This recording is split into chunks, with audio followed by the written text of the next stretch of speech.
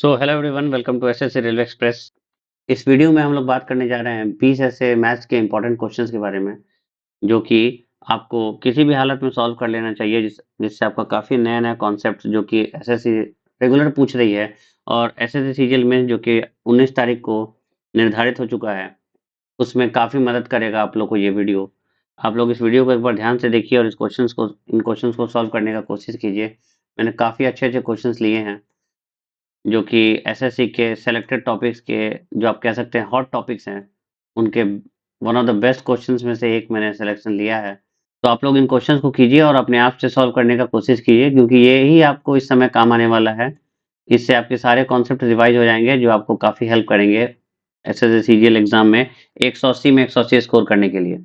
तो time waste किए बगैर कुछ वीडियो को स्टार्ट करते हैं। और स्क्रीन के ऊपर पहला क्वेश्चन आप लोगों के सामने ये रहा। क्वेश्चन को आप लोग पढ़िए और अपने से सॉल्व करने की कोशिश कीजिए। उसके बाद मैं इसको सॉल्व करता हूँ। क्वेश्चन कह रहा है कि in a triangle ABC, F and E are the points on the side A B and A सी।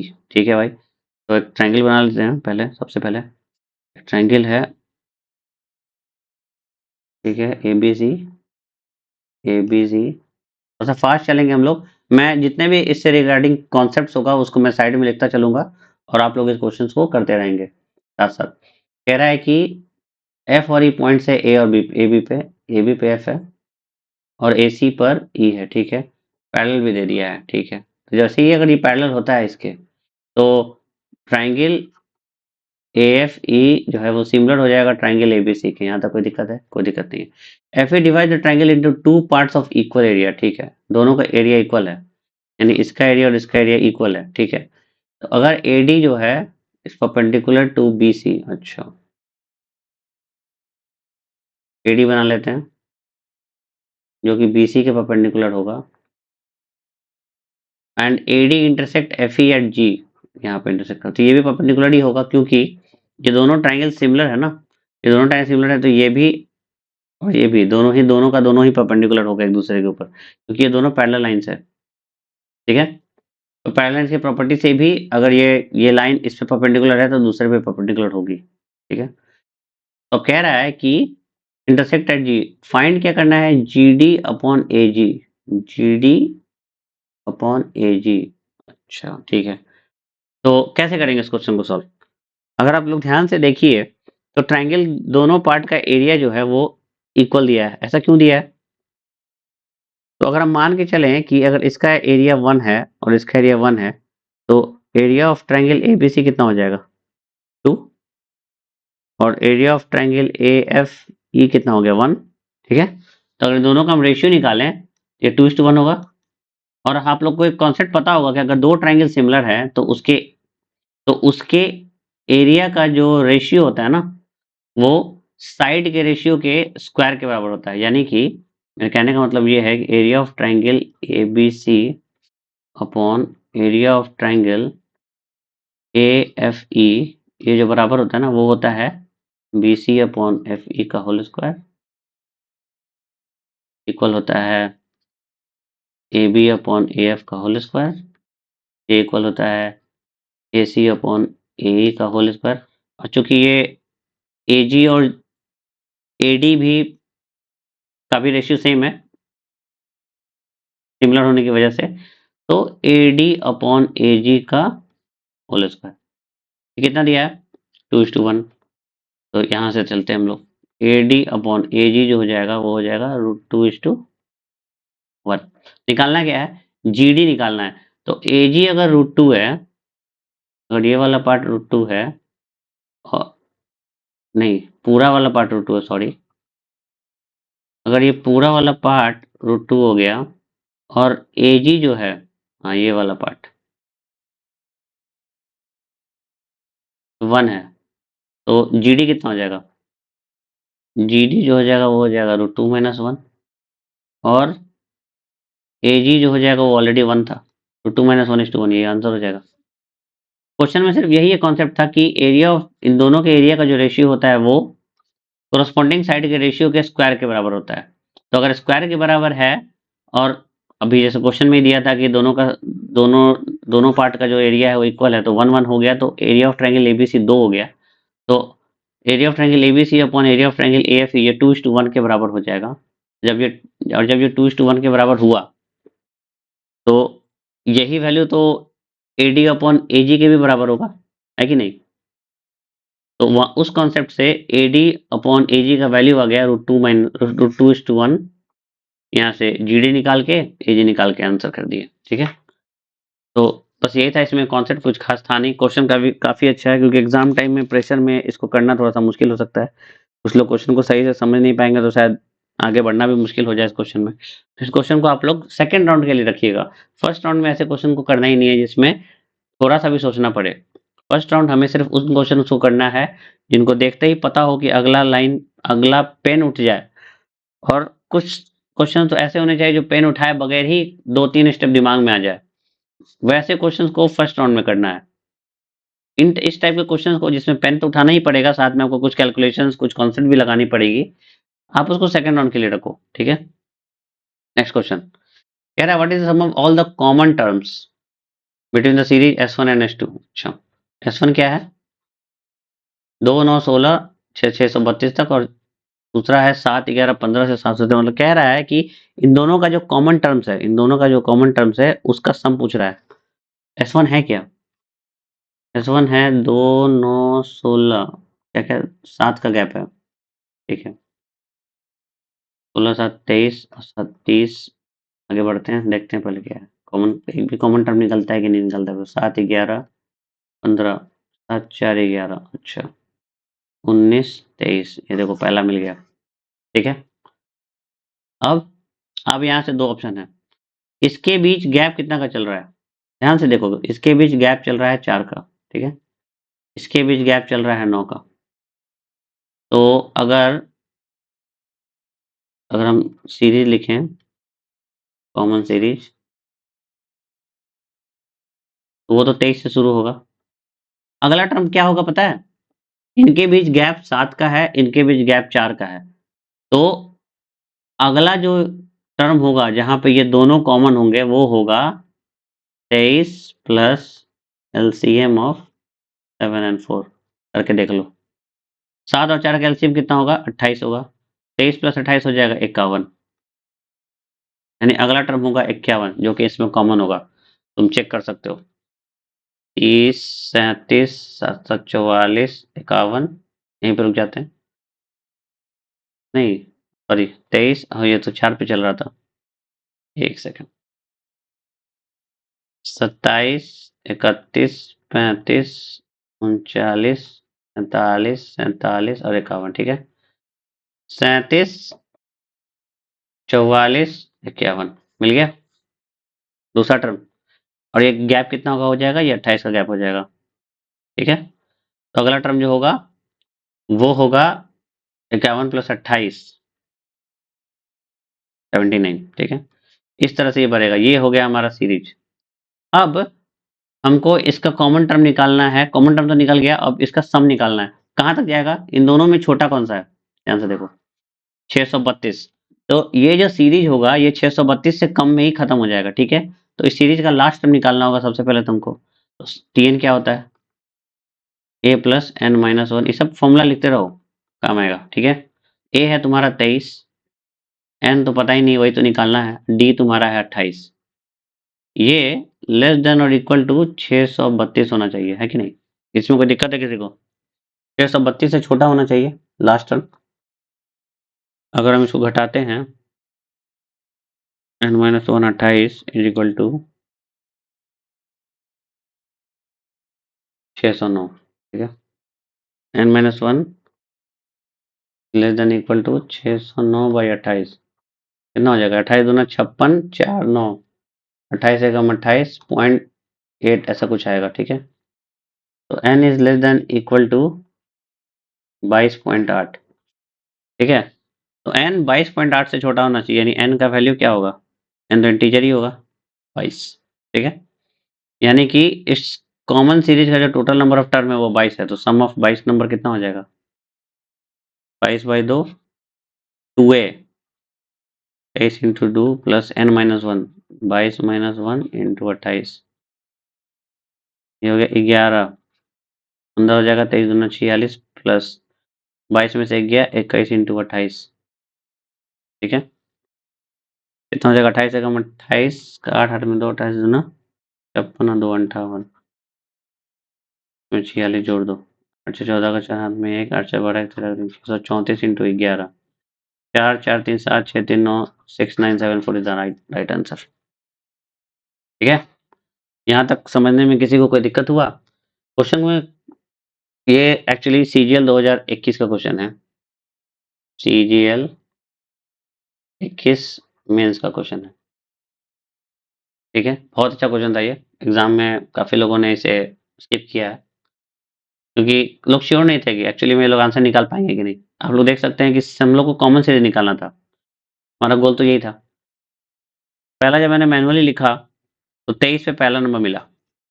अब दूसरा निकालने के लिए ये कॉन्सेप्ट था, बहुत लोगों को ये कॉन्सेप्ट नहीं पता होगा, इसकी वजह से अगर नहीं भी पता है तो भी कोई बात नहीं, आप लोगों को एक और टर्म ये लिखना पड़ेगा। ये लिखने के बाद आपको दूसरा 51 मिल गया, तो इतना तो समझ में आ ही गया कि 23 के बाद अगर 51 है तो अगला 28 ही बढ़ेगा, ठीक है। तो कॉमन डिफरेंस आ गया, कॉमन डिफरेंस आ गया तो n निकाल लेंगे कितना टर्म्स है, क्योंकि 632 तक ही जाना है, उससे कम ही रहना है, s1 उससे छोटा ही है। n का वैल्यू 21.8 आ रहा है, n का वैल्यू सॉरी 22.8 आएगा, यानी कि एक्चुअल जो n होगा वो 22 लेंगे हम, वहां से S22 निकाल के ये 6974 इसका आंसर हो जाएगा, ठीक है। कुछ इसमें एपी का कुछ फॉर्मूला था, ये वाला हो गया, जैसे कि टीएन का फॉर्मूला हो गया, ये सब याद रखना है एग्जाम में, इसको फटाफट मतलब फ्लॉलेसली आपको यूज करना है, आपको सोचना नहीं है बहुत ज्यादा।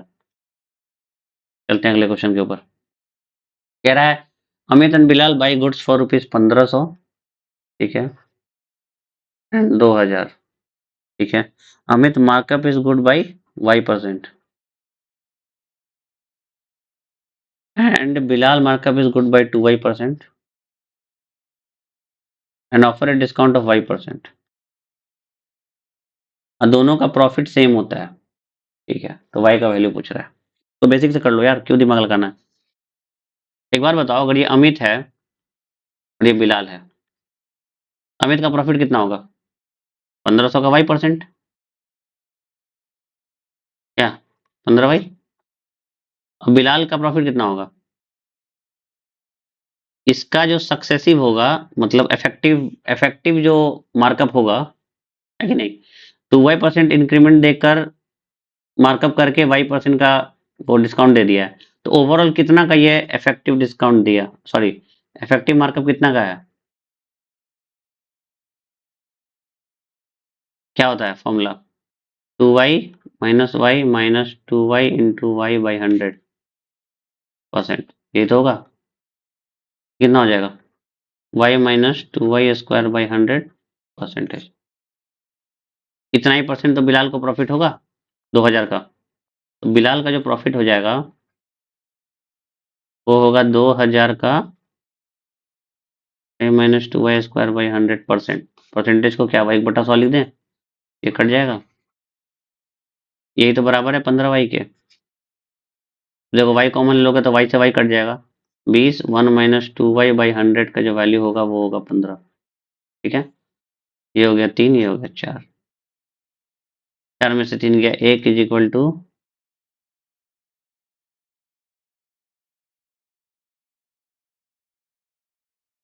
2 इंटू 4 बाई 100,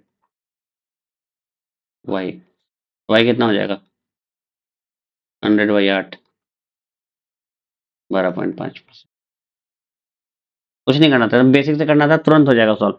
ध्यान से देखो, अमित 1500% पे Y% का मार्कअप कर रहा था, तो जितना परसेंट वो मार्कअप कर रहा है उतना ही तो प्रॉफिट होगा इसका, क्योंकि उतना पे ही बेच दिया, 15Y हो गया। बिलाल 2Y% का मार्कअप तो कर रहा है लेकिन Y% का डिस्काउंट दे रहा है, तो ओवरऑल इसका इफेक्टिव मार्कअप कितना हो गया? ये हो गया, ये ना होता है a minus B minus A B by 100, क्योंकि बी नेगेटिव है, बी सोर्स की बी नेगेटिव सोर्स कर रहा है कि वो डिस्काउंट है परसेंट, ये हो गया। ये हो गया तुम्हारा 2000 पे, तो ये प्रॉफिट बी को मिलेगा और अमित को प्रॉफिट मिलेगा 15Y, दोनों को इक्वेट किए 12.5 आंसर आ गया। हार्डली 40 सेकंड लगेगा इसको करने में, अगर अपने से कोई कर रहा हूँ। मैं इस फॉर्मूला को तो यहाँ लिख रहा हूँ, लेकिन एक्चुअल एग्जाम में मैं ये सब नहीं लिखूंगा, मैं डायरेक्ट सॉल्व करूंगा, ठीक है ना। तो इस तरह से ध्यान रखना है। नेक्स्ट।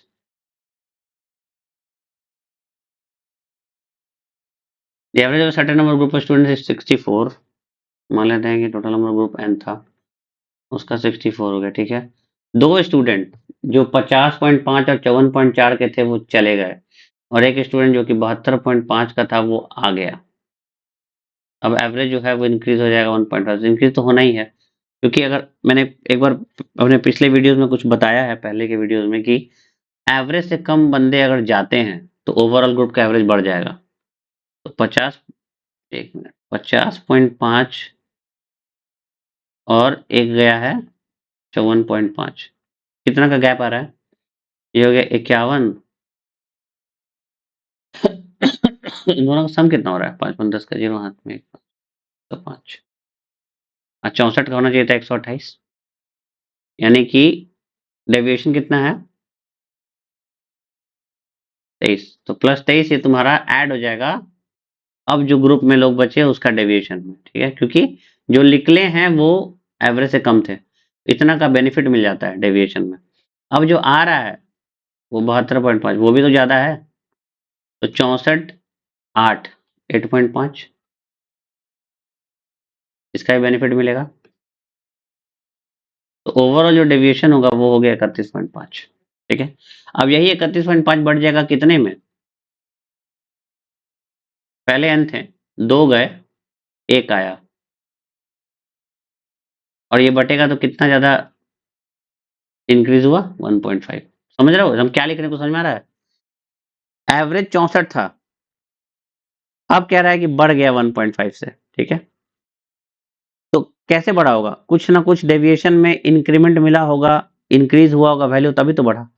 जब वो निकला तो डेविएशन में 23 का फायदा हुआ, और जो आया वो भी 8.5 एक्स्ट्रा लेकर आया। तो यही वैल्यू तो, और यही वैल्यू तो बटेगा जितने भी ग्रुप्स के मेंबर्स होंगे, तो 31.5 ओवरऑल वैल्यू बटेगा n-2 + 1 में, यानी ये हो गया, तो कट जाएगा। 15 हटाओ, ये हटाओ, 15 दूना 30, 21, 21 is equal to n-1, n is equal to 22। पूछ क्या रहा है? Find the current number of student in the group. अभी n थोड़ी है, n में से एक कम हो गया ना। इस क्वेश्चन को काफी कम लोगों ने किया है इतने कम टाइम में, क्योंकि डेविएशन वो लोग समझ नहीं पाते हैं। यहाँ पे मोस्टली लोग क्या करेंगे, जब 50.5 और 54.5 अगर ये ऐड हो रहा होता, तब यहाँ -23 हो जाता। समझो, ऐड होता तो वो ओवरऑल नेगेटिवली इम्पैक्ट करता ना तुम्हारे पूरे ग्रुप को, क्योंकि ग्रुप का एवरेज ही 64 है, और बच्चा जो आ रहा है वो 50.5 का है, तो ओवरऑल तो वो एवरेज को गिराता, तो 64 से नीचे जाता। कितना नीचे जाता? तो ये जो डिफरेंस आ रहा है तुम्हारा 51 13.5, यही 13.5 बाई n+1 वालों एक ही बच्चा आ रहा होता, इससे पूरा का पूरा एवरेज गिर जाता, 64 माइनस, ये होता आंसर। लेकिन क्योंकि जो बंदा जा रहा है, अब ये जा रहा है वो 64 से कम है, तो ओवरऑल एवरेज बढ़ जाएगा, ठीक है ना।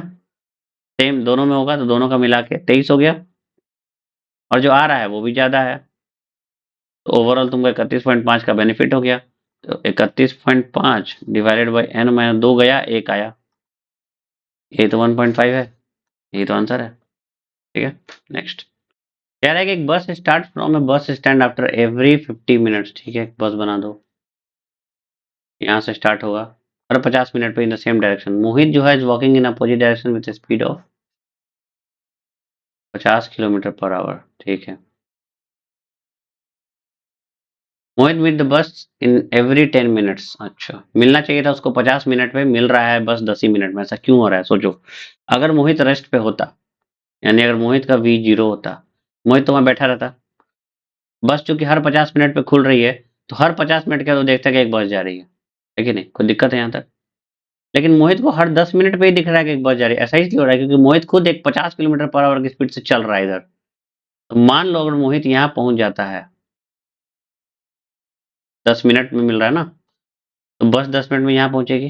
अब तो पहले तो दोनों मिल रहे थे यहाँ पे, इस पॉइंट पे, अब ये लोग मिल रहे हैं इस पॉइंट पे, और ये डिस्टेंस ट्रेवल हो रहा है 10 मिनट में। मोहित मोहित 10 मिनट में इतना ट्रेवल किया, ये भी 10 मिनट में इतना ट्रेवल करेंगे, ठीक है बस। तो अब तुम ध्यान से देखो, मोहित जो 10 मिनट में ट्रैवल किया डिस्टेंस, अगर मोहित रेस्ट पे होता, नहीं चल रहा होता, तो ये पूरा डिस्टेंस बस को ट्रैवल करना पड़ता। और बस इसको ट्रैवल करती 40 मिनट में। इसमें कोई दिक्कत, कोई डाउट? क्योंकि 10 मिनट में तो बस यहीं तक पहुंची।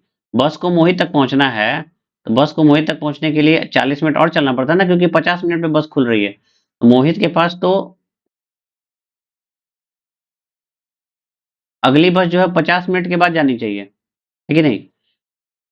तो मोहित के पास जाने में जो बस को ट्रैवल करना पड़ रहा है, ये 40 मिनट में ट्रैवल करता बस। यानी कि डिस्टेंस ट्रैवल्ड, समझ में आ रहा है? बाय बस इन 40 मिनट्स बराबर होगा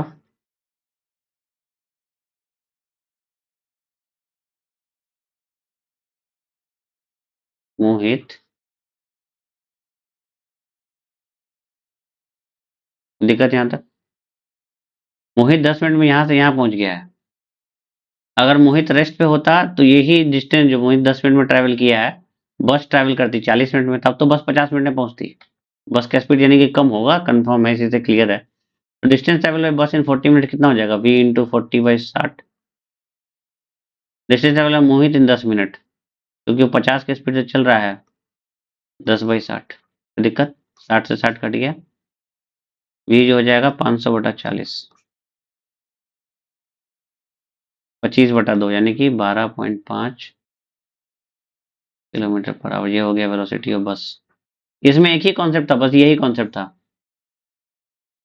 कि जो बस 40 मिनट में ट्रैवल करेगा, वो सेम डिस्टेंस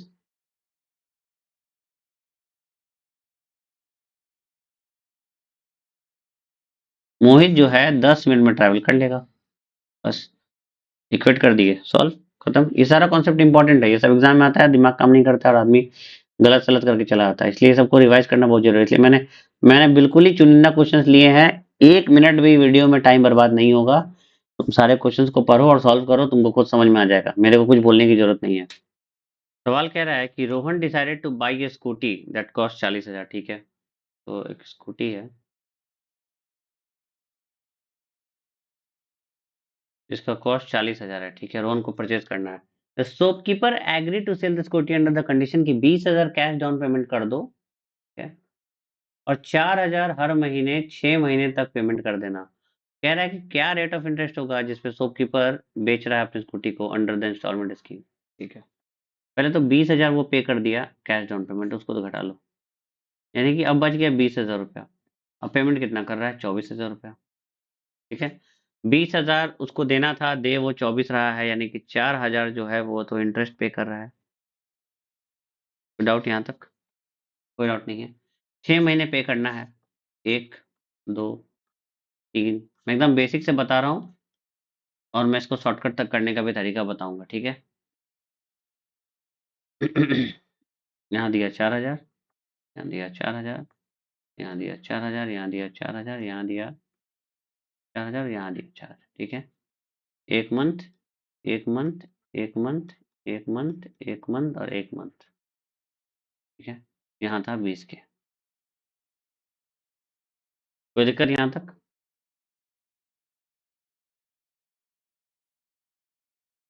तो ये जो 4,000 इंटरेस्ट आया है, ये सबसे इंपॉर्टेंट बात है। 4,000 इंटरेस्ट आया कहाँ से होगा? कहाँ से होगा?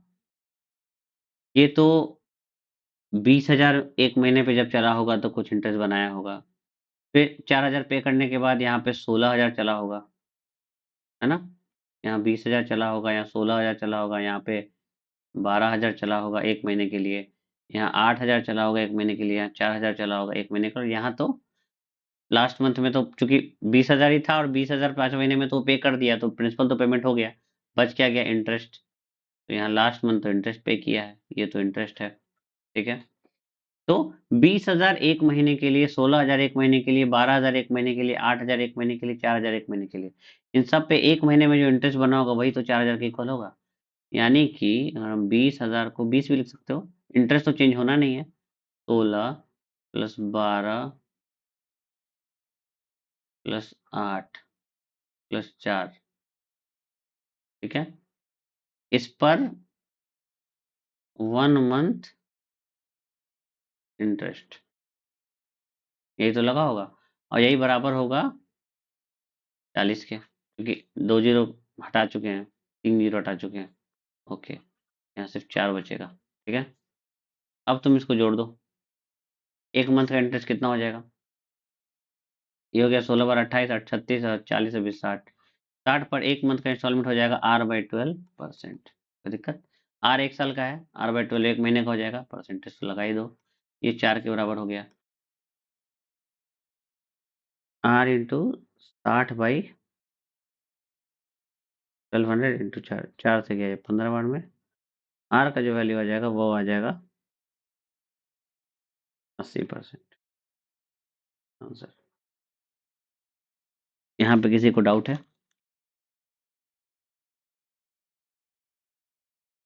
क्या सिर्फ इतना ही रहा था कि 4000 पर मंथ पे करेगा 6 महीने के लिए, तो पे तो 24,000 करेगा, लिया वो 20,000 था। एसआई का सिंपल सा फंडा होता है कि इंटरेस्ट पर इंटरेस्ट नहीं लगता है, यानी अमाउंट प्रिंसिपल में से, ये तुम्हारा जो इंस्टॉलमेंट है वो प्रिंसिपल में से घटेगा, यानी 20,000 वो लिया, 24,000 वो दे रहा है, यानी कि 4,000 वो इंटरेस्ट पे किया होगा। उसी 4,000 का वैल्यू हम निकाल दिए कि 20,000 पे एक महीने का लगा होगा, 16,000 पे एक महीने का लगा होगा, 12,000 पे एक महीने का लगा होगा, 8,000 पे एक महीने का और 4,000 पे एक महीने का। ये 5 महीने का इंटरेस्ट 5 महीने के इस अमाउंट पे R/12% लगा होगा, यही तो बराबर होगा 4 के। 3 जीरो अंदर लगा दो या फिर 4 लिख दो, कोई फर्क नहीं पड़ता है। यहाँ से R डायरेक्ट 80% आ गया आंसर। सवाल कह रहा है कि in a circle with centre of the diameter AB is extended to a point C। ठीक है, एक सर्कल है, डायमीटर AB है, एक्सटेंड हो गया C तक। कह रहा है कि CD is a tangent at a point D on the circle.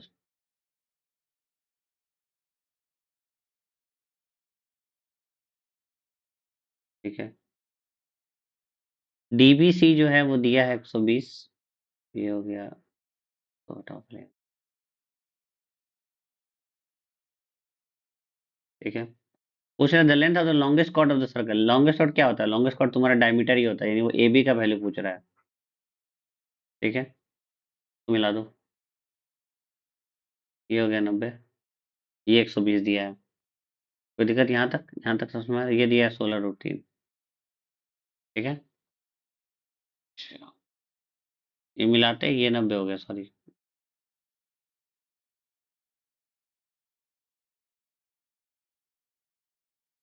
ठीक है, ये 90 है। अब देखो कितना हो जाएगा, 60 डिग्री, ये 90 दिया ही है, ये 30 डिग्री हो गया। अब यहाँ अल्टरनेट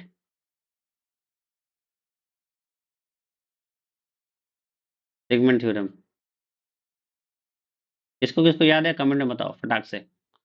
अल्टरनेट सेगमेंट थ्योरम कहता है कि टेंजेंट और कॉर्ड के बीच जो एंगल होगा, ये वही एंगल वो कॉर्ड स्वैप करता है सर्कल पर, यानी कि एंगल BDC वो इक्वल होगा एंगल DAB के, यानी कि 30 डिग्री। क्वेश्चन खत्म हो चुका है, यहाँ 30 लगाते ही ये 120 है, ये 30 है,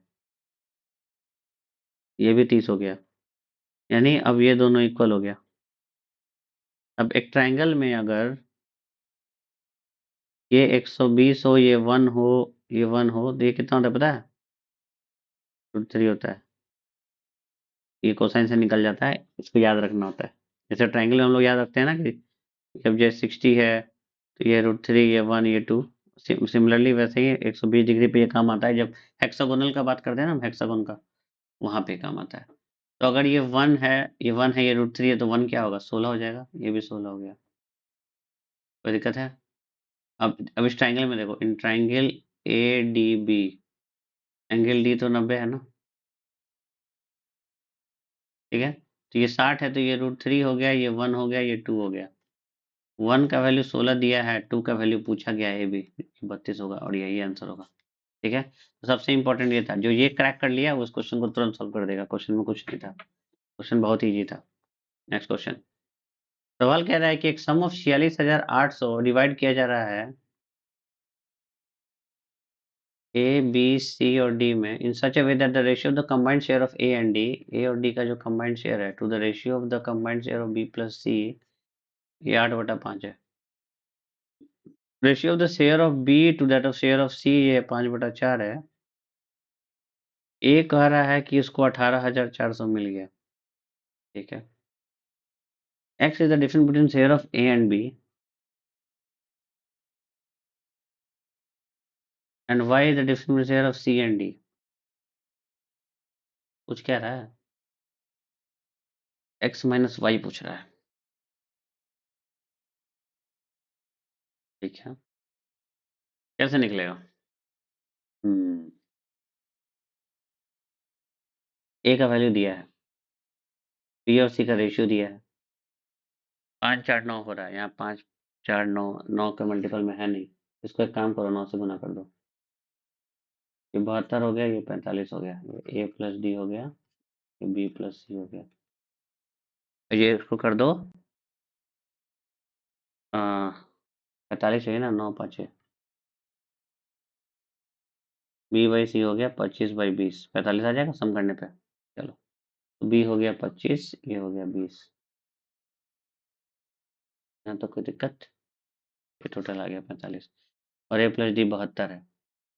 तो टोटल कितना दिया है? 5 और 2 7, 7 4 11, 117 का वैल्यू दिया है 46800 इंटू 4 में जा रहा है 400 बार में। तो डी कितना हो गया?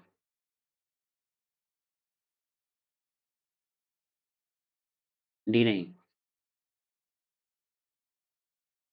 ए प्लस डी कितना हो गया? 72 इंटू 400, 4 2 8, 7 चौके 28 और 18,400 तो एक आध वैल्यू था, तो 4 गया 4, 8 में 4 गया 0, ये डी का वैल्यू हो गया। अब देखो बी प्लस सी कितना हो जाएगा? 45 इंटू 400, 18,000 और ये बटेगा 25 और 20 में 45, 4, ये हो गया 10,000 और ये हो गया 8,000। पूछ क्या रहा है? ए माइनस बी एक्स है, तो ए में से बी घटा दो, 8,400 हो गया, माइनस सी माइनस डी, सी है तुम्हारा 8,000 है, ये 2,400, आंसर आ गया 6,000। खत्म, कुछ नहीं करना था, सब निकाल दो, कुछ ज़्यादा दिमाग ही नहीं लगाना इसमें। बी प्लस सी तुमको इस फॉर्मेट में ले आया, बहुत ईजी हो गया क्वेश्चन, क्योंकि ये टोटल का सम जो है वो तो दिया हुआ है इसके बराबर। ए का वैल्यू इसीलिए दिया था ताकि तुम ए प्लस डी से डी निकाल लो, और डी से तुम्हारा बी तो बहुत आसान था, पी सी निकल गया। जो पूछ रहा है निकाल के खत्म करो क्वेश्चन, ज़्यादा दिमाग क्यों लगाना है, क्वेश्चन जल्दी सॉल्व करना है, हम लोग को इंतजार नहीं करना है। Kiran, Vishal and Dinesh work in a juice factory. Kiran को लगता है 2 आवर, अच्छा 2 आवर में किरण का जो है वो इक्वल है विशाल का 3 आवर्स। जितना काम वो 2 आवर में कर रही है उतना काम ये 3 आवर में कर रहा है। के इसका एफिशिएंसी अगर हम मान लेते हैं और वी इसका एफिशिएंसी मान लेते हैं, ये हो गया के बाई वी हो जाएगा 3/2, ठीक है। Dinesh take 5 hour to extract as much juice as Kiran in 4, तो डी बाई के या के by D 5/4, 3 5 15, 5 15, 3 15/12, 15/10, K is to V is to D कितना हो जाएगा? के हो गया तुम्हारा 15, वी हो गया 10 और ये हो गया 12, ये एफिशिएंसी हो गया, ठीक है। अब क्या कर रहा है? A tank is filled with juice in 48 hour if all of them work together, तो 15 10 25 और 12 37 इंटू 48, यही तो वर्क हो जाएगा। How long will it take to fill the tank if Dinesh alone is trying to fill, और वहाँ answer भी दिया हुआ है, दिनेश अकेले अगर वो फिल करने जाएगा तो 12 से डिवाइड हो जाएगा, 12 चौके 48, ठीक है। तो 120 और 28 148 आवर्स। एकदम सिंपल क्वेश्चन था, एफिशिएंसी को इक्वेट कर देना है, एफिशिएंसी का रेशियो निकलते ही टोटल वर्क निकल गया, वर्क निकलते ही इंडिविजुअल टाइम निकल जाता है। नेक्स्ट, और ये लास्ट क्वेश्चन है आज का। कह रहा है कि नेचुरल नंबर n डिवाइड्स 772 और रिमाइंडर मान लो अगर n x बार में डिवाइड कर रहा है प्लस 12 रिमाइंडर आ रहा है। How many possible value of n is possible, ठीक है। अगर हम इसको इधर भेजें तो 760 इज इक्वल टू nx, यानी n जो है डिवाइड्स 760, यानी n इज फैक्टर ऑफ 60 760, ठीक है। लेकिन रिमाइंडर 12 बच रहा है। अब पहले 760 का फैक्टराइजेशन कर लो, कितना हो जाए, 2 दूना 4 दूना 8, 8 9 जा 72 95 आ रहा है। तो 2 का पावर 3 इंटू 5 का पावर 1 इंटू 19 का पावर 1 हो जाएगा 760। ऑल फैक्टर्स कितना हो जाएगा इसका, 3 plus 1 into 1 plus 1 into 1 plus 1, 4 दूना 8 दूना 16, ठीक है। टोटल फैक्टर 16 है। अब कह रहा है लेकिन रिमाइंडर 12 बचना चाहिए, तो हम लोग का आंसर क्या होगा, आंसर वो होगा ऑल फैक्टर्स ग्रेटर देन 12। तो क्या क्या एक्सक्लूड कर देंगे, 1 नहीं होगा, 2 नहीं होगा, इसमें देखो ध्यान से देखो, यहाँ देखो 4 भी फैक्टर है, ये नहीं होगा, 8 भी फैक्टर है, ये नहीं होगा, 5 भी फैक्टर है, ये नहीं होगा, 5 दूना 10 भी फैक्टर हो जाएगा, ये नहीं होगा, इतना नहीं होगा, 3 3 6, 16 माइनस 6 यानी कि 10 पॉसिबल वैल्यू होगा। ये हो गया इसका आंसर। तो दोस्तों आज जो मैंने क्वेश्चन कराया वो काफ़ी ज़बरदस्त सवाल थे, काफ़ी अच्छे से सवाल पूछे गए हैं और इनका सॉल्यूशन भी मैंने काफ़ी क्रिस्प दिया है, जो कि एग्जाम में एकदम एकदम पॉसिबल है और इस तरह से सॉल्व करके 180 में 180 लाए जा सकते हैं। मैंने खुद लाया है, तो मैं आपको अच्छे से बता सकता हूँ कि बहुत ज़्यादा रॉकेट साइंस यूज़ नहीं करना है, बेसिक से चलना है। जैसा सवाल पूछ रहा है अगर हम लोग वैसे करते हैं ना, तो हम लोग शायद चांसेस बहुत ज़्यादा है कि एवरेज टाइम से कम में हम लोग क्वेश्चन को सॉल्व कर लेंगे। ऐसा भी नहीं कि पूरे पेपर को 30 मिनट में सॉल्व करके बैठ जाना है वहाँ 30 मिनट के लिए। पेपर को सॉल्व करने के लिए 60 मिनट इसलिए दिया गया है क्योंकि उसमें एक्चुअली में एक अच्छे एवरेज स्टूडेंट को 55 से 57 मिनट लग ही जाता है और जो थोड़ा एक्स्ट्रा ऑर्डिनरी है वो 50 मिनट में ही 52 मिनट में ही कर लेता है। लेकिन हम लोग को रियलिटी में रहना है। रियलिटी यही है कि 50 मिनट से ज़्यादा टाइम लगेगा ही लगेगा। तो हर क्वेश्चन को रिस्पेक्ट देना है, हर क्वेश्चन को उसके लेवल के अकॉर्डिंग ही सॉल्व करना है और कोशिश करना है कि एक्यूरेसी सही रहे, क्वेश्चन गलत नहीं हो। ऐसा नहीं हो कि हड़बड़ में जल्दी में करने के चक्कर में हम लोग क्वेश्चन को गलत ही किए जा रहे हैं, ठीक है ना? एक ही सवाल को 4 बार कर रहे हैं और आंसर ही नहीं आ रहा है, ऐसा नहीं होना चाहिए। टू द पॉइंट सॉल्व करना है, एग्जैक्ट सॉल्व करना है। मैंने अप्रोच बहुत अच्छा बताया है, सारा का सारा अप्रोच एग्जाम बेस्ड है। ये सारा वीडियो आप देख सकते हैं, पीछे मैंने जितने भी क्वेश्चंस बताए हैं उनको मैं कोशिश किया हूँ कि बढ़िया से बढ़िया तरीके से समझा सकूँ ताकि आप लोग के दिमाग में अच्छे से कॉन्सेप्ट घुस जाए। तो आज के लिए वीडियो यहीं पे समाप्त करते हैं। अब अगला वीडियो मेरा कल आएगा जिसमें मैं टॉप 10 बेस्ट क्वेश्चंस लेकर फिर से आऊँगा मैथ्स के, और मे बी अगर आप लोग का डिमांड अच्छा रहा, सपोर्ट अच्छा रहा तो मैं रीजनिंग के भी क्वेश्चन लाऊँगा। ये 10 से 12 दिन में हम लोग को अपने 180 बाई 180 का जो टारगेट है उसको अचीव कर लेना है। तो चलिए आप लोग पढ़ते रहिए, अच्छे से पढ़िए और स्वस्थ रहिए। मिलते हैं अगले वीडियो में, तब तक के लिए जय हिंद।